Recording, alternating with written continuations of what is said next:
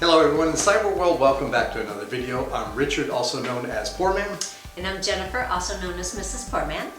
And today we're going to show you how we install 3 motion sensor lights.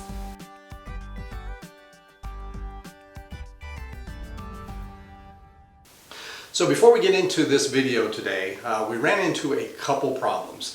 First off, last week I implied that we would be installing 3 motion sensor lights. Unfortunately, we weren't able to do so. Go ahead and ask me, why weren't we able to do so?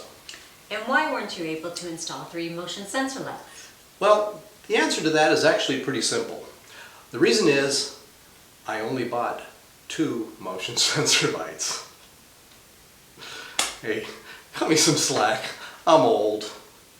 So the second problem we ran into, while watching YouTube, I came across the Handyman, who is a very famous big YouTuber, and by fluke this week, he did a video on the exact same thing.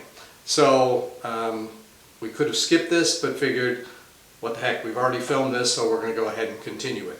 Way to go, Dingle Dork. Yeah, but regardless, let's go ahead and take a look at what... Hello, Cyber World, aka Mini Poorman here. Just wanted to let you know, please subscribe to Mr. Poorman's channel. If you like this video, please give it a thumbs up. And also comment down below for this video. Yeah, what she said. Thanks, sweetheart. Okay, and back onto the video, and cue music. Okay, this is the first one. We're going to be installing this up there.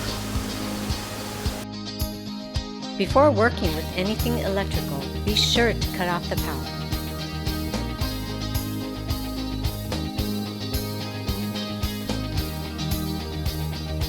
The first thing to remove on this lamp is the bulb itself, and then a couple screws holding it to the frame.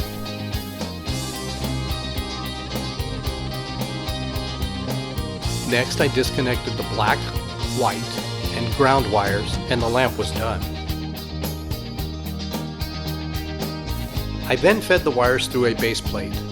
Next, I inserted the white and black wires into the corresponding slots on the base and tightened them down. He then connected the ground wire to the ground connector on the base.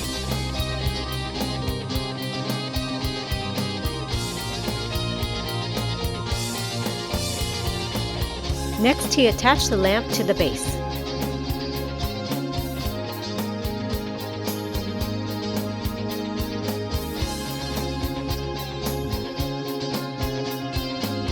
Time to test it out.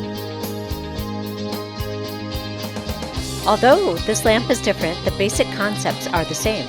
In this case, there was a cover that had to be removed before getting to the bulb. I removed the bulb and then removed a final screw holding the lamp to the wall and disconnected the wires, installed the base, connected all the wires, and finally attached the lamp. This test is successful as well. Unlike the other lamp, this one is exposed to the elements, so I used some clear silicone caulk to seal it. Lastly, we needed to test the lights at night to ensure they engage from motion and that they light up well. Wow, that is bright!